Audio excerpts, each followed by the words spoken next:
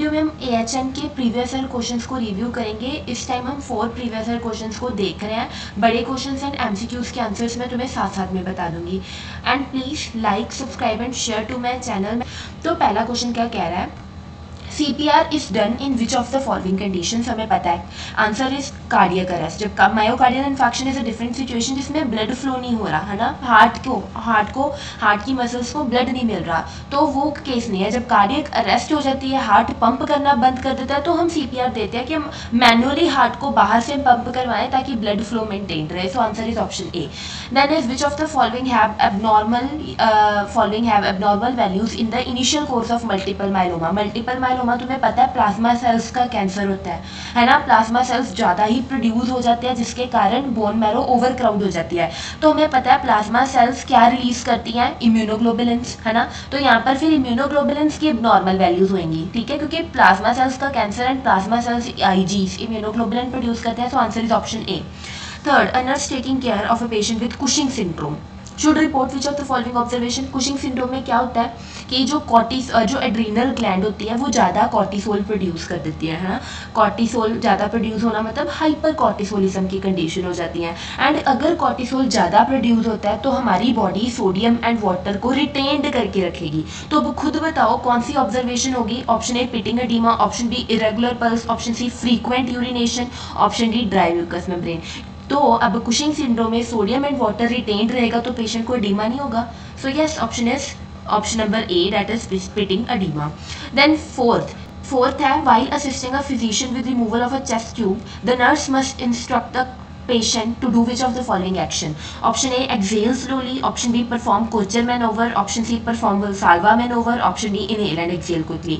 तो जब physician chest tube drainage को निकाल रहा है तो हम पेशेंट को हमेशा एडवाइस करते हैं कि वो वल्साल्वा मैनोवर परफॉर्म करें।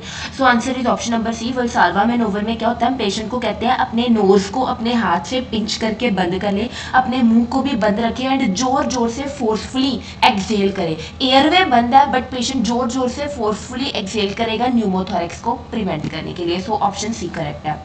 Which of the following intervention is most important in a patient with ventricular fibrillation? So ये तो हमें पता ही है, option number A is correct, defibrillation. क्योंकि तुम देखो यहाँ से तो हम क्या ही कुछ करेंगे। यहाँ ऑप्शन बी तुम कह सकते थे cardioversion, but that is a planned procedure. अगर पेशेंट को अभी खड़े खड़े को वेंट्रिकुलर फिब्रिलेशन होगी तो हम डिफिब्रिलेटर का यूज करेंगे। Cardioversion is a planned perform procedure.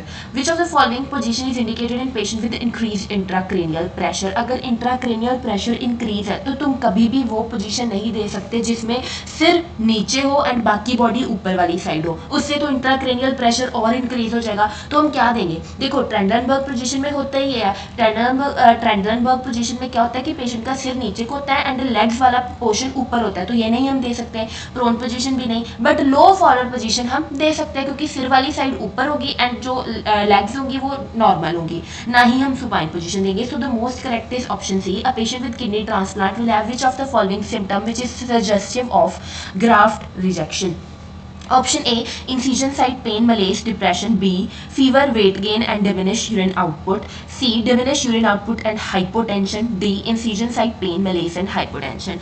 अब देखो पेन तो नॉर्मली भी होती है क्योंकि वहाँ पर कट लगा हुआ है, ठीक है। तो वो तो हमें ये नहीं बता सकती कि अभी ग्राफ्ट रिजेक्शन समझ रहे हो, नई किडनी डाली है ना, तो जब बॉडी उस चीज़ को रिजेक्ट कर रही है तो पेन तो नहीं हो सकता। और देखो मलेज नॉर्मली हो गई, पेशेंट वीक फील करेगा। डिप्रेशन नॉर्मली ऐसा नहीं होता। सो ऑप्शन ए तो नहीं हो सकती। बी देखो, fever, weight gain, diminish urine output. Fever होगा, हो सकता है अगर ग्राफ्ट रिजेक्शन हुई है तो पेशेंट की बॉडी उसको रिस्पॉन्ड दे रही है, फीवर होगा। वेट गेन हो सकता है, क्यों, क्योंकि अब नई किडनी काम तो कर नहीं रही, उसने काम क्या होता है किडनी का, जो एक्सक्रीट आउट करना, जो एक्सेस इलेक्ट्रोलाइट्स है, एक्सेस वाटर को। अगर ग्राफ्ट रिजेक्शन हो रही है मतलब किडनी ये काम नहीं कर रही तो वाटर वगैरह सारा अंदर बॉडी के अंदर ही पड़ा है, तो वेट गेन हो सकता है, मतलब कि रिटेंशन ऑफ वाटर हो सकती है। डिमिनिश यूरिन आउटपुट, यस ये भी हो सकता है, किडनी अपना काम नहीं कर रही, यूरिन आउटपुट मेंटेन ही नहीं हो रहा, सारा यूरिन तो अंदर ही है, सारा फ्लूइड तो अंदर ही है। ऑप्शन बी मोस्ट करेक्ट है यहाँ पर। सो आंसर यस, सेवंथ का ऑप्शन नंबर बी ही आंसर है। उसके अलावा सी को भी देख लो, diminish urine output and hypotension नहीं हो सकती यहाँ पर। हाइपोटेंशन कैसे होगी, ऑलरेडी फ्लूइड इतना ज़्यादा पड़ा हुआ है, किडनी तो अपना वर्क कर ही नहीं रही, वो फिल्टर आउट तो कर ही नहीं रही। और डी भी इसलिए करेक्ट नहीं है। So answer is option B.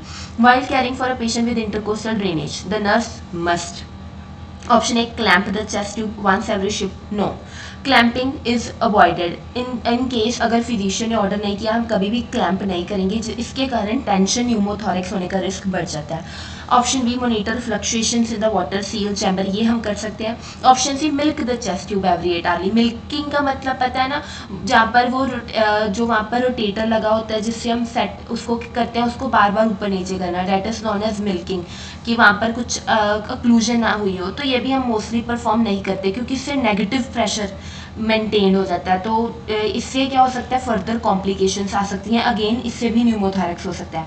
Option D encourage coughing and deep breathing exercises, तो ये तो हम नॉर्मली भी करते हैं।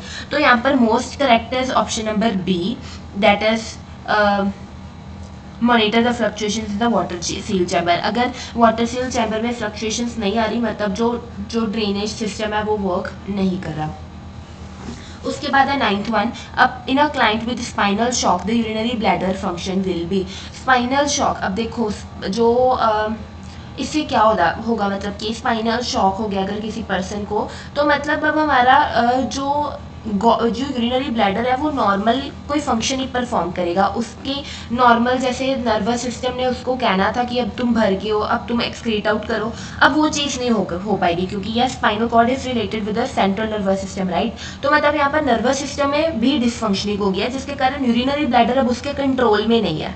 तो अब ऑप्शन रीड करो इस हिसाब से, option A atonic, option B spastic, option C normal, option D uncontrolled. तो यहाँ पर मोस्ट रेलेवेंट आंसर बनेगा ऑप्शन ए अटोनिक। अटोनिक का मतलब होता है कि अब उसकी मसल्स काम नहीं कर रही नर्वस सिस्टम के हिसाब से, कि जब नर्वस सिस्टम जब सिग्नल भेजता था डिट्रूसर मसल को कि अब तुम कंट्रैक्ट करो, अब वो नहीं करेगा, तो ना यूरिनरी ब्लैडर जो है प्रॉपरली अब उसके कमांड में नहीं रहा। तो मेन आंसर तो यहाँ पर मोस्ट रेलेवेंट आंसर अटोनिक किया है, स्पास्टिक नहीं, कि वो ज़्यादा स्पाजम्स वगैरह तो नहीं शो करेगा, नॉर्मल तो बिल्कुल ही नहीं रहा, अनकंट्रोल भी नहीं। मोस्ट रेलेवेंट आंसर इज अटोनिक, जिसमें अब मसल्स सेंट्रल नर्वस सिस्टम के कंट्रोल में नहीं होंगी। क्यों? क्योंकि पर्सन की स्पाइनल कॉर्ड है जो अफेक्टेड हो गया ड्यू टू स्पाइनल शॉक। उसके बाद है 10th वन, उसका आंसर समझ आ गया था, ऑप्शन ए अटोनिक है। 10th is which pain scale would you would use to assess the pain of a 3-year-old child, very easy. 3 month से लेके 7 ईयर्स के बच्चों तक हम फ्लैक्स स्केल का यूज़ करते हैं, तो answer D is FLACC scale. A patient complaint of consistent pain on exertion and relieved by rest is named as, अगर रेस्ट के साथ चेस्ट पेन ठीक हो रही है हम उसको कहते हैं stable angina. So answer C. Which of the following disease is caused by the rotavirus, तो हमेशा याद कर रखना जो रोटा वायरस होती है वो डायरिया कॉज करती है, डायरियल इलनेस इन चिल्ड्रन, तो आंसर ए इज करेक्ट। यहाँ पर आया हुआ है फर्स्ट क्वेश्चन इन 15 मार्क्स के क्वेश्चंस में, पहला हुआ है कंजेस्टिव हार्ट फेलियर, उसकी टाइप्स बताओ, right the medical and nursing management of patient suffering with heart failure. फिर आया हुआ है पल्मोनरी एम्बोलिज्म पे, उसकी भी मेडिकल एंड नर्सिंग मैनेजमेंट पूछी हुई है। उसके बाद आया इसकी ऑप्शन में आया हुआ है what do you understand by cholelithiasis, what are the risk factor of cholelithiasis and explain its medical and surgical management. उसके बाद आया define coronary artery disease, elaborate its sign and symptom, explain its immediate management and definite treatment modality. तो मतलब आए तो सीधे question ही हुए हैं, congestive heart failure, pulmonary embolism, cholelithiasis and coronary artery disease, हम ये सारी टर्म से हम ऑलरेडी फेमिलियर हैं। उसके बाद यहाँ पर 5 मार्क्स वाले क्वेश्चंस में आया हुआ है peptic ulcer, types of heart block, acute myeloid leukaemia, phaeochromocytoma, total hip replacement, meningitis, fracture, types and management. फिर वेरी शॉर्ट में आया हुआ है defibrillation, hyperkalaemia, metabolic acidosis, empyema and diabetes.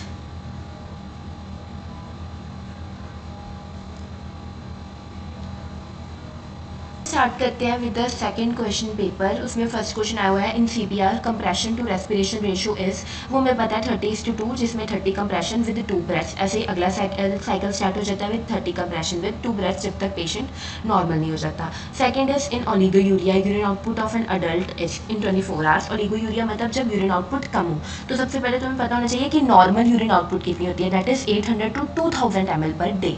तो ऑब्वियसली 800 से कम यहाँ पर कौन सी वैल्यू है, option number B, that is 400 ml। So second का ऑप्शन बी करेक्ट है। उसके बाद इन हाइपोवोलेमिक शॉक, अब यहाँ पर क्या होगा, पहले देखो हाइपोवोलेमिक शॉक, अब मतलब कि पेशेंट की जो बॉडी है उसमें वॉल्यूम जो है ब्लड वॉल्यूम है वो कम है, तो यहाँ पर हाइपरटेंशन तो कभी भी नहीं हो सकता, है तो हाइपोटेंशन ही, तो ए बी में से कुछ होगा। अब अगर हाइपोवोलीमिया हुआ पड़ा है तो हार्ट कंपेंसेट करने की कोशिश करेगा, तो हार्ट रेट तो ज़्यादा होगी। सो yes, option A is correct, hypotension with tachycardia. उसके बाद normal GFR in an adult is, तुम्हें पता होना चाहिए सबसे पहले GFR नॉर्मल होता कितना है, एक रेंज, एक एग्जैक्ट वैल्यू तुम्हें पता है, दैट इज 120 ml पर मिनट, एग्जैक्ट 120 होता है। तो ना यहाँ पर सबसे उसके करीब करीब है 100 ml पर minute, so option D correct है। In CKD how many stages are there, याद रखना CKD की 5 स्टेजेस होती हैं, स्टेज 1, 2, 3A, 3B, 4 एंड 5, ये स्टेजेस होती हैं। मैं यहाँ पर तुम्हें बताना चाहूँगी थोड़ा एक्स्ट्रा इन्फॉर्मेशन के लिए, ये जो स्टेज 1 होती है, तुम साथ साथ में नोट कर लो, स्टेज 1 जो होती है उसमें जो GFR होता है वो मोर देन और इक्वल टू 90 ml पर मिनट होता है, ठीक है, क्योंकि नॉर्मल 120 है, ये साइड में रख लो। अब 90 या 90 से ज़्यादा है तो दैट इज स्टेज 1, ठीक है। पर अगर 60 to 90 है तो ये स्टेज 2 है, अगर 45 to 60 है देन स्टेज 3A है, एंड अगर 30 to 45 है तो फिर स्टेज 3B है, एंड अगर 15 to 30 है देन स्टेज 4, एंड अगर 15 से भी कम है देन दैट इज स्टेज 5, ये तुम नोट कर लेना। विच is not the type of hernia, umbilical, epigastric, femoral, ये सारे हर्नियाज होते हैं। पैप्टिक तो अल्सर्स होते हैं, पैप्टिक हर्निया नहीं होते, so option B is correct. Psoriasis एक स्किन डिसऑर्डर है which is not the cardinal sign of inflammation, तो रेडनेस होगी, स्वेलिंग होगी, वार्मथ भी होगा, बट पैलर, वहाँ पर पेल स्किन थोड़ा होगी, so option D pallor is correct, ये नहीं है। उसके बाद which is the correct wound healing stage from starting to the end, तो यहाँ पर देखो सबसे पहले तुम खुद देखो, वूंड जब हील होगा, सबसे पहले वूंड वहाँ पर बना है तो सबसे पहले तुम्हारी बॉडी की कोशिश होगी ब्लीडिंग को रोकना, तो हीमोस्टेसिस तो आएगा। तो यहाँ पर तुम जो ऑप्शन नंबर बी है इसको सबसे पहले साइड में कर दो, ठीक है। अब बची A, C एंड D, इनमें से कौन सा होगा। हीमोस्टेसिस हो गया, हीमोस्टेसिस हुआ, अब हमारे वहाँ पर क्या होगा, सारे के सारे ब्लड वाले कंपोनेंट्स वहाँ पर इन्फिल्ट्रेट हो जाएंगे, ठीक है। वहाँ पर अगर कोई फॉरेन बॉडी थी तो वहाँ पर उसके अगेंस्ट फाइट करने के लिए वहाँ पर चले गए, तो उसके कारण क्या आएगी, इन्फ्लामेशन। तो अब यहाँ पर तुम B एंड C दोनों को साइड में कर दो, बची option A and D। Inflammation होगी, अब वहाँ पर हमारे सेल्स क्या करेंगे, प्रोलिफरेट होंगे, नए सेल्स आएंगे, एंड लास्ट में होगी रीमॉडलिंग, जो कि फाइनल टचअप होता है नॉर्मल शेप में आने के लिए। Yes, option A is correct. Next is 10th question. Nurse is observing the blood report of a patient and is informed that the patient has hypokalemia. Which option is correct? Identify this condition. सबसे पहले तुम्हें normal value होनी चाहिए, मैं तुम्हें यहाँ पर ही बता देती हूँ सोडियम, पोटेशियम एंड क्लोरीन की नॉर्मल ब्लड वैल्यूज। तो सोडियम की होती है noted 135 to 145 millimole per litre, potassium की होती है 3.5 to 5.2 millimole per litre, chlorine की है 96 to 106 मिलीमोल पर लीटर। अब चाहे ये वैल्यूज़ मिलीमोल पर लीटर में हो या चाहे ये मिली इक्विवेलेंट पर लीटर में हो, इनकी न्यूमेरिक वैल्यू सेम होती है, यूनिट्स कुछ भी हो, वैल्यू यही है। तो अब तुम खुद बताओ, अगर पेशेंट को हाइपोकलीमिया है तो तो सीरम पोटेशियम लेवल मतलब पेशेंट का क्या है, yes, option A, serum potassium is 3, क्योंकि नॉर्मल क्या था 3.5 to 5.2। Then the question number 11th, bradypnoea means, तो नॉर्मल रेस्पिरेटरी रेट होता है 12 to 20, तो ब्रेडिप्निया मतलब respiratory rate below 12, option C is correct. DOTS की फुल फॉर्म क्या है, directly observed therapy short course, option C is correct. उसके बाद क्वेश्चन आया हुआ है डिफाइन पैप्टिक अल्सर, उसकी pathophysiology and medical and nursing management of patient suffering with peptic ulcer. फिर आया हुआ है define shock and list its type, explain in detail about medical and nursing management of patient with shock. फिर 5 marks वाले में role and responsibility of nurse in medical and surgical setting, fluid and electrolyte imbalance, सीधा question आया हुआ है। Pleural effusion, माल absorption syndrome, coronary artery disease, diabetes mellitus, dermatitis. उसके बाद 2 marks वाले क्वेश्चंस में आया है ECG आया हुआ है, मैंने ECG इंटरप्रिटेशन की वीडियो बनाई हुई है, you can check on it. Emphysema, pheochromocytoma again आया हुआ है, पिछली बारी भी आया फिर आ गया। पेरी ऑपरेटिव नर्सिंग आया हुआ है, CPR डायरेक्ट क्वेश्चन CPR देखो आया हुआ है। प्लूरल इफ्यूजन भी रिपीट हुआ है। तो देखो अगर तुम यूनिट 3 छोड़ने की तैयारी में तो मत छोड़ो, क्योंकि वहाँ से क्वेश्चन आए हुए हैं। उसके पहले हमें हाइपोकलीमिया वाला क्वेश्चन आया जिसमें ऑब्वियसली तुमने मैनेजमेंट लिखनी है, वैल्यूज़ वगैरह लिखनी है, वो सब कुछ लिखना था। यहाँ पर direct fluid and electrolyte imbalance आ गया है, और अब यहाँ पर मतलब उसके पहले MCQs भी आए हुए हैं, यहाँ पर भी MCQ आया हुआ है, तो यूनिट 3 तुमको करके जानी पड़ेगी। बट अगर तुम ध्यान से देखो तो यूनिट 1 एंड 2 में से सीधे क्वेश्चन आ रहा है, role of nurse in medical and surgical nursing setting, perioperative nursing, direct question आया है। वहाँ पर तो तुम्हें लेंथ देखनी है, तुम्हें पता ही है, that is the basic knowledge of OTs, तो वो तो तुम लिख ही दोगे, बट यूनिट 3 अब तुम ध्यान से कर लेना। करते हैं by discussing the third previous year question. तो the first MCQ is in CPR depth of chest compression should be, तुम्हें पता है 5 to 7 सेंटीमीटर हम कर सकते हैं, then the option A is correct 5 centimetre. Anuria means, anuria मतलब जब when there is absence of urine output, तो देन द एन्यूरिया यहाँ पर न्यूमेरिक वैल्यू में क्या होगा, option A urine output less than 1000 ml, less than 100 ml, less than 200 ml और less than 500 ml। तो सबसे पहले नॉर्मल यूरिन आउटपुट कितना होता है, 800 to 2000 ml, तो सबसे कम वाला obviously anuria, option B urine output less than 100 ml इन 24 आवर्स इज करेक्ट। उसके बाद आता है इन न्यूरोजेनिक शॉक। तो वैसे तो हर किसी टाइप ऑफ शॉक, इधर इट इज़ कार्डियोजेनिक शॉक, इधर इट इज़ हाइपोवोलेमिक शॉक और इधर इट इज़ सेप्टिक शॉक, सब में क्या होता है, हाइपोटेंशन विद टैकीकार्डिया। क्योंकि होता क्या, ब्लड प्रेशर कम होने के कारण हार्ट रेट इंक्रीज हो जाती है, उसको कंपेंसेट करने के लिए, इस कारण ब्लड प्रेशर कम हो गया मतलब हाइपोटेंशन, हार्ट रेट इंक्रीज होगी मतलब टैकीकार्डिया। तो normally answer hypotension with tachycardia होता है, but this is an exception, in case of neurogenic shock there is hypotension with bradycardia. क्यों? क्योंकि होता क्या, ठीक है, नर्वस सिस्टम ने क्या कर दिया, नर्वस सिस्टम रिस्पॉन्ड नहीं कर रहा, तो ब्लड वेसल्स डायलेट होगी, वेदो डायलेशन होगी, जिसके कारण हाइपोटेंशन तो होगी। अब इसको कंपेंसेट करने के लिए हार्ट रेट इंक्रीज होने की जगह पता क्या हो जाता है, पैरासिम्पैथेटिक नर्वस सिस्टम एक्टिवेट हो जाता है, जिसके कारण हार्ट रेट स्लो डाउन हो जाती है। इसलिए answer is option B hypotension with bradycardia. And for question number 2 that was anuria, उसके लिए भी मैं चाहती हूँ कि तुम नोट कर लो कि हम कौन सी वैल्यूज़ को एन्यूरिया, कौन सी को ओलिगोयूरिया एंड कौन सी को पॉलीयूरिया कहते हैं। तो साथ साथ में तुम नोट करना, मैं बोल रही हूँ, if there is absence of urine that is anuria, मतलब urine output is less than 100 ml, clear. अगर ओलिगोयूरिया है तो 400 to 500 ml के बीच में वैल्यू होगी। अगर पॉलीयूरिया मतलब हद से ज़्यादा यूरिन आउटपुट है, देन 2500 to 3000 ml से भी ज़्यादा हो सकती है, ये चीज़ तुम नोट कर लो। उसके बाद CKD की 5 स्टेजेस है, मैंने तुम्हें बता दिया, एंड वो कह रहे हैं 5th स्टेज में, ये मैंने तुम्हें नोट करवा दिया था। तो 5th स्टेज में बताओ GFR कितना था, it was below 15 ml per minute, option C is correct. What do you mean by polycythemia vera, yes it is a blood cancer जिसमें RBCs हाइपर प्रोलिफरेट करते हैं। ये कौन सा हर्निया है, this is an inguinal hernia, inguinal region में है। Empyema, it is a respiratory disorders. उसके बाद which is not the classic triad of meningitis, तो इसका आंसर है option D aphasia. Aphasia is a language disorder, ठीक है। अगर किसी को मेनिंजाइटिस है उसको फीवर होगा क्योंकि इन्फेक्शन हुई है जिसके कारण इन्फ्लेमेशन हुई है। Neck stiffness, this is the main symptom, कि नक्कल रिजिडिटी भी हम इसको कहते हैं, ये तो हो गई। एंड मेंटल स्टेटस भी ऑल्टर्ड होगा अगर किसी को मेनिंजाइटिस है, but aphasia is not a classic symptom. Dengue virus is spread by biting of which mosquito, तो ये यूजुअली जो स्टूडेंट्स होते हैं दे गेट कंफ्यूज्ड। मलेरिया है तो फीमेल अनोफिलिस उसको स्प्रेड करती है, if it is dengue then उसको फीमेल एडिस इजिप्टी स्प्रेड करती है। You can learn it by like Aedes में देयर इज डी है ना, तो डेंगी में भी डी आता है, तो एडिस डेंगी स्प्रेड करती है एंड अनोफिलिस मलेरिया स्प्रेड कर रही है। Next 10th one,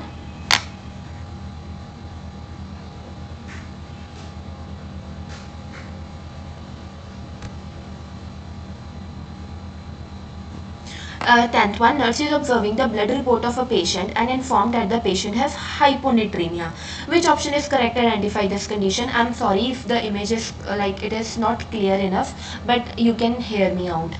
option A serum potassium वाली ऑप्शन तो पहले तुम निगलेक्ट कर दो, ऑप्शन ए एंड बी तो हो ही नहीं सकती। इफ़ इट इज़ हाइपोनेट्रीमिया वाला केस देन हम सीरम सोडियम को ही चेक करेंगे। तो मैंने तुम्हें सीरम सोडियम की नॉर्मल वैल्यू पिछली वीडियो में बता दी थी, that was 135 to 145 millimole per litre. तो कौन सी होगी यहाँ पर, option C serum sodium 130 ml per litre, तो ये केस है हाइपोनेट्रीमिया वाला। ब्रेडिकार्डिया में क्या होगा, हार्ट रेट 60 से कम होगी, तो option C is correct. MDT की फुल फॉर्म क्या है, multi drug therapy, option A is correct. Right ऐसे टाइप क्वेश्चंस में 15 मार्क्स वाले में आया हुआ है डिफाइन पैनक्रियाटाइटिस, जिसके सिर्फ pathophysiology, write the medical and nursing management of patient suffering with acute pancreatitis. उसके बाद आया फ्रैक्चर वाला क्वेश्चन, उसकी भी मैनेजमेंट बतानी है। फिर शॉर्ट आंसर्स में inflammation, wound healing, duties and responsibilities of OT nurse, role of nurse for post operative pain management, congestive heart failure, chest injuries, lymphomas, hypoparathyroidism आया हुआ है 2 मार्क्स वाले क्वेश्चंस में। कौन से आए हैं? Hypoparathyroidism, Pott spine, total knee replacement, pemphigus and even CT scan भी क्वेश्चन आया हुआ है। तुम अभी तक हमने 2 क्वेश्चन पेपर डिस्कस कर लिया है। अगर तुम ध्यान से देखो तो कार्डियो में से बहुत क्वेश्चन आए हुए हैं, रेस्पिरेटरी भी तुम बिल्कुल मत छोड़ना, एंड स्किन के लिए बड़ा क्वेश्चन नहीं हुआ आया हुआ। स्किन, अगर स्किन वाले चैप्टर्स में से आ रहे हैं तो वो ज़्यादातर 2 मार्क्स वाले क्वेश्चन में आ रहे हैं, 2 या 4 वाले में से आ रहे हैं। पर जो 15 मार्क्स वाले क्वेश्चन है तुम ध्यान से देखो, डाइजेस्टिव में से, डाइजेस्टिव एंड कार्डियो में से 15 मार्क्स वाले क्वेश्चन आ रहे हैं ज़्यादा से। एंड जो फर्स्ट एंड सेकेंड यूनिट है उसमें से भी या तो 4 मार्क्स या तो 2 मार्क्स वाले में आ रहे हैं। तो ध्यान रखना, डाइजेस्टिव, कार्डियो एंड रेस्पिरेटरी ये बहुत इंपॉर्टेंट है, इसमें बड़े वाले क्वेश्चन वहाँ से आ रहे हैं। First, second and third unit में से छोटे वाले क्वेश्चन आ रहे हैं, स्किन एंड ब्लड में भी छोटे वाले क्वेश्चन ही आ रहे हैं। तो तुम ये यूनिट्स देख लो, ये इंपॉर्टेंट है, बट हमेशा सुपरफिशियल क्वेश्चन ही आए हैं, तो तुम लेंथ अकॉर्डिंगली बनाकर आना। डाइजेस्टिव बिल्कुल मत छोड़ना, कार्डियो एंड रेस्पिरेटरी भी छोड़ने वाली यूनिट्स नहीं है। यूनिट फर्स्ट एंड सेकंड में से सीधे क्वेश्चन आ रहे हैं, रोल ऑफ नर्स, तो तुमने वही ही लिखना है। फ्लूइड एंड इलेक्ट्रोलाइट में भी तुम्हें पता होना चाहिए, फ्लूइड एंड इलेक्ट्रोलाइट इम्बैलेंस, वहाँ से क्वेश्चन आया हुआ है शॉक, वो ध्यान दे देना एक तो। एंड उसके बाद तुम जो बाद में मस्कुलोस्केलेटल वाली यूनिट है उसमें से भी तुमने TKR वगैरह, पॉट स्पाइन वगैरह जो हम छोड़ देते हैं वो बिल्कुल नहीं छोड़नी, वो चीज़ें भी तुम ध्यान से लिखना। कम्युनिकेबल डिसीज़ में से ज़्यादा क्वेश्चन नहीं आया हुआ, तो तुम्हें बस हर एक डिसीज़ का आइडिया होना चाहिए। तो तुम उस यूनिट को अच्छे से करने के लिए तुम मेरी ऑडियो सीरीज़ वाली वीडियोज़ देख सकते हो। अब आगे करते हैं। तो अब हम कर रहे हैं the last previous year question, that is question paper 4th। तो सबसे पहले है which artery is assessed first for the CPR victim, it is carotid artery. तुम्हें पता है सबसे पहले अगर किसको हमें चेक करना होता है पल्स तो हम कैरोटिड आर्टरी ही चेक करते हैं। Second, a nursing home client is admitted to the hospital with a pressure ulcer involving full thickness loss extended to the bone. The nurse documents the pressure ulcer as being at which of the following stages. तो तुम्हें ये चीज़ पता होना चाहिए, अगर stage 1 है तो skin intact रहती है, मतलब कुछ अल्सर वगैरह नहीं बना होता, बस वहाँ पर रेडनेस होती है, उसको कहते हैं स्टेज 1। स्टेज 2 में क्या होता है, सिर्फ एपिडर्मिस इन्वॉल्व होती है, बाहर सा ऊपर से सिर्फ इरोजन हुई होगी, ऐसा कंप्लीट अल्सर नहीं बना होगा, सिर्फ इरोजन माइनर सी, सिर्फ एपिडर्मिस इन्वॉल्व है जो टॉप मोस्ट पतली सी लेयर है। जो स्टेज 3 है उसमें पार्शियल थिकनेस स्किन लॉस हो जाता है, एपिडर्मिस एंड डर्मिस दोनों इन्वॉल्व है, नीचे से सबक्यूटेनियस टिश्यूज दिख रहे होते हैं, उसको हम कहते हैं स्टेज 3। एंड स्टेज 4 में भी क्या है, partial thickness, sorry full thickness skin loss जिसमें बोन्स विजिबल होती हैं। तो 3 में सबक्यूटेनियस टिश्यू दिख रहे होते हैं, स्टेज 4 में बोन दिख रही होती है, तो यहाँ पर बोन क्या रहा है वो दिख रही है, तो स्टेज 4 है option number D. Question number 3, a physician orders a CT scan of a client's chest with IV contrast. Which of the following findings in the client history should the nurse report to the physician? Option A, hypertension। तो अगर किसी patient की radiological examination हो रही है तो उसका hypertension से तो कुछ ज़्यादा रिलेशन है नहीं, क्योंकि यहाँ पर कोई इन्वेसिव प्रोसीजर तो हो नहीं रहा, तो हाइपरटेंशन की तो कोई इशू नहीं है, ना ही UTI का, ना ही एलर्जी टू पेनिसिलिन, अभी कौन सा हम उसको एंटीबायोटिक्स दे रहे हैं तो उसका भी यहाँ पर कोई रोल नहीं है। You won't believe it but it is option number D, allergy to shellfish. क्योंकि होता क्या है, if a person is allergic to shellfish then there are chances कि उन पेशेंट्स के केसेस में क्या होता है, they show hypersensitivity reactions. If a person is having shellfish allergy then the patient might be showing other hypersensitivity reaction, तो person इस radiological examination के अगेंस्ट भी रिएक्शन शो कर सकता है। तो हमने यहाँ पर एलर्जी टू शेल फिश, यहाँ पर it is the most relevant answer, तो option D is correct one here. Then option 4, a client is prescribed prolonged bed rest after surgery, which complication does the nurse expect to prevent by teaching this client to avoid pressure on the popliteal space. सबसे पहले तुम्हें पता होना चाहिए पोप्लीटियल space कहाँ पर होती है, नीज के पीछे जो जगह होती है, नी के पीछे, उसको कहते हैं पोप्लीटियल स्पेस। तो कौन सी कॉम्प्लिकेशन को हम प्रिवेंट कर रहे हैं, अगर हम पेशेंट को कह रहे हैं कि पॉप्लिटियल स्पेस के ऊपर प्रेशर अवॉइड करना है, तो हम डीवीटी प्रिवेंट कर रहे हैं। क्यों? क्योंकि पॉप्लिटियल स्पेस में एक वेन होती है जिसको हम कहते हैं पॉप्लिटियल वेन। अगर वहाँ पर प्रेशर पड़ा रहेगा तो उस वेन में थ्रोम्बोस बनने के चांसेस बढ़ जाते हैं, मतलब डीवीटी होने के चांसेस बढ़ जाते हैं। अगर वहाँ पर डीवीटी हो गई तो थ्रोम्बोस मूव कर जाएगा टुवर्ड्स द लंग्स, तो क्या कॉज करेगा? Pulmonary embolism. तो अगर पॉप्लिटियल स्पेस में हम पेशेंट को कह रहे हैं कि वहाँ पर प्रेशर मत डालना, तो हम डीवीटी को प्रिवेंट कर रहे हैं, मतलब हम पल्मोनरी एम्बोलिज्म को प्रिवेंट कर रहे हैं। So yes, answer B is correct. Which nursing action is most important when caring for a client after cardiac catheterization? Provide rest, ये तो हमने करना ही है, ये तो हमने हर किसी चीज़ में करना है। Administer ऑक्सीजन, ये भी करना ही है। बट यहाँ पर ऑप्शन सी करेक्ट है, that is check a pulse distal to the insertion site. हम ये क्यों करते हैं? हमने अभी कार्डियक कैथेटराइजेशन किया है, तो हम देख रहे हैं कि जहाँ पर हमने इंसर्शन कर दिया है उसकी पीछे वाली जगह पे ब्लड फ्लो मेंटेन्ड है भी या नहीं, वहाँ पर अब ब्लड फ्लो कहीं बंद तो नहीं हो गया, नहीं तो वहाँ पर तो इस्कीमिया हो जाएगा, नेक्रोसिस हो जाएगी। इसलिए हम क्या करते हैं? पल्स चेक करते हैं distal to the insertion site cardiac catheterization करने के बाद। ईसीजी आफ्टर एवरी 15 मिनट्स, ये हम नॉर्मली तब करते हैं अगर पेशेंट को रिदमियास वगैरह या कोई और हार्ट कंडीशन है तो। इन द गिवन इमेज ये देखो क्वेश्चन रिपीट हुआ है, दिस इज इंग्वाइनल हर्निया। एटिलेक्टेसिस एक रेस्पिरेटरी डिसऑर्डर है जिसमें लंग्स कोलैप्स कर जाती हैं। ये क्वेश्चन बहुत इंपॉर्टेंट है, question number 8। A client is receiving warfarin, जिसको हम कॉमेडिन भी कहते हैं, वारफरिन को। Which test result should the nurse use to determine if the daily dose of anticoagulant is therapeutic? इसका क्या मतलब है? हमने पेशेंट को वारफरिन चलाई हुई है, तो अब हम देख रहे हैं कि उसकी कोई कॉम्प्लिकेशन तो नहीं आ रही, ये एंटीकोएगुलेंट है ना, तो पेशेंट में कोई कॉम्प्लिकेशन तो नहीं आ रही है, थेरापेटिक ही है ना, ठीक है। तो उस चीज़ को हम किससे असेस करेंगे? अगर वारफरिन दे रहे हैं तो हम PTINR चेक करते हैं, अगर हेपरिन दे रहे हैं तो हम APTT चेक करते हैं। नोट इट डाउन, ये बहुत इंपॉर्टेंट है। दोबारा से बोल रही हूँ, वारफरिन देन PTINR, अगर हेपरिन तो APTT चेक करते हैं, तो यहाँ पर हम INR चेक करेंगे, आंसर ए। तो अभी तुम्हें ये भी पता होना चाहिए, तो ठीक है INR APTT तुम्हें समझ आ गया। सेडिमेंटेशन रेट यहाँ पर छोड़ो, ब्लीडिंग टाइम देखो। तुम कहोगे ब्लीडिंग टाइम क्यों नहीं? हमेशा जो ब्लीडिंग टाइम होती है वो हम किस चीज़ के लिए असेस करते हैं? वो हम प्लेटलेट फंक्शंस को असेस करने के लिए करते हैं कि प्लेटलेट्स वर्क कर रहे हैं या नहीं, कि वो ब्लीडिंग को रोक रहे हैं या नहीं, या ब्लीडिंग हो रही है। तो प्लेटलेट्स को चेक करने के लिए हम ब्लीडिंग टाइम चेक करते हैं। यहाँ पर कोई हेपरिन वारफरिन का रोल नहीं है ब्लीडिंग टाइम के लिए। ब्लीडिंग टाइम हम हेपरिन वारफरिन के केस में नहीं करेंगे। हम ब्लीडिंग टाइम तब परफॉर्म करते हैं जब हमें लगे कि पेशेंट को तो ब्लीडिंग हो ही जा रही है, मतलब प्लेटलेट प्रॉपर फंक्शन करेंगे नहीं, उस चीज़ को असेस करने के लिए ब्लीडिंग टाइम होता है। Which condition is indicated respiratory acidosis? तो तुम्हें पता है pH कितना होता है, नॉर्मल वैल्यू 7.35 टू 7.45। एसिडोसिस है मतलब pH कम होगा, है ना, तो 7.30। यहाँ पर answer D is correct. A nurse is caring for a client who had a total hip replacement. What nursing action should be incorporated into the plan of care to prevent thrombus formation? Option A, turning the client from side to side. Option B, encouraging the client to perform ankle exercises. Option C, getting the client up to sit in a chair for as long as tolerated. Option D, ambulating the client when the effect of anesthesia subside.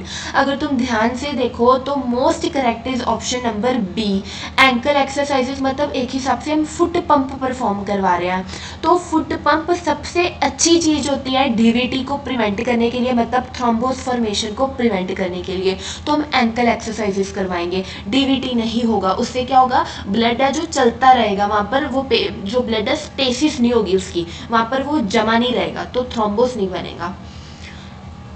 Adrenal glands are located, तुम्हें पता है, ना ही left ना ही right, वो दोनों kidneys के ऊपर होती हैं। So option C, just above the kidneys. Hepatitis is a viral disease, so option A is correct. पर ऐसे टाइप क्वेश्चन देखो, पहले हुआ है define myocardial infarction, again cardio में से आया हुआ है। Discuss its pathophysiology, write the medical and nursing management of a patient suffering with MI। तो मैं तुम्हें बता दूं, अगर तुमने मेडिकल मैनेजमेंट को टिप्स में करना है, then do go to my videos, जिसपे मैंने हर एक यूनिट की हर एक सिंगल डिसीज़ की मैनेजमेंट सेपरेटली बताई है। क्योंकि होता क्या है, जब तुम कंप्लीट एक डिसीज़ पढ़ते हो साथ में उसकी मैनेजमेंट अगर मन कर रहा है लास्ट तक जाते हो, अगर नहीं वहाँ पर पहुँचे तो मैनेजमेंट छोड़ ही देते हो, तो वो मत करना। क्योंकि देखो यहाँ पर सेपरेटली वो पूछते हैं मैनेजमेंट लिखो। मेडिकल मैनेजमेंट में तुम्हें फार्माकोलॉजिकल एंड नॉन फार्माकोलॉजिकल पता होनी चाहिए, तो इस चीज़ को अच्छा तुम अच्छे से कर सको, मैंने वो वीडियोज़ बनाई है। तो आई आई रिकमेंड यू कि वो वीडियोस को ज़रूर देखना, बहुत ज़्यादा हेल्प होगी, मैनेजमेंट हर एक डिसीज़ की टिप्स पे हो जाएगी, प्लीज़ वॉच दैट वीडियो। उसके बाद अनीमिया पे आया हुआ है, अगेन उसकी भी मैनेजमेंट पूछी हुई है। फिर 5 मार्क्स में nursing responsibility for bleeding disorder, एक पूरा ऊपर से टॉपिक आ गया ब्लीडिंग डिसऑर्डर्स। उसके बाद एक सिज्मा आया हुआ है, ऑस्टियोमलेशिया, COPD, कोविड-19 देखो आया हुआ है, रूमेटिक हार्ट डिसीज, कोलिथेसिस। यहाँ पर देखो, अगर तुम देखो ब्लड में से, स्किन में से, हर एक यूनिट में से उन्होंने एक एक क्वेश्चन उठा लिया। उसके बाद 2 मार्क्स वाले में से गैस्ट्रिक गवाज, अपेंडिसाइटिस, न्यूमोनिया, शॉक, MRI। अब देखो वहाँ पर गैस्ट्रिक गवाज, अगर तुम ऐसे के टॉपिक्स लास्ट वाले छोड़ दोगे तो तुम ये चीज़ें नहीं अटैम्प्ट कर पाओगे, इसलिए सिलेबस के अकॉर्डिंग चीज़ों को पढ़ो, क्योंकि ये गैस्ट्रिक गवाज सिलेबस में टॉपिक लिखा हुआ है डाइजेस्टिव सिस्टम की यूनिट में, तो ऐसे के टॉपिक्स मत छोड़ना, सिलेबस वाइज टॉपिक्स को कवर करो। तो यहाँ पर हमने 4 के 4 प्रीवियस ईयर क्वेश्चन डिस्कस कर लिए। I hope it will help you, then please like, subscribe and share to my channel as much as you can.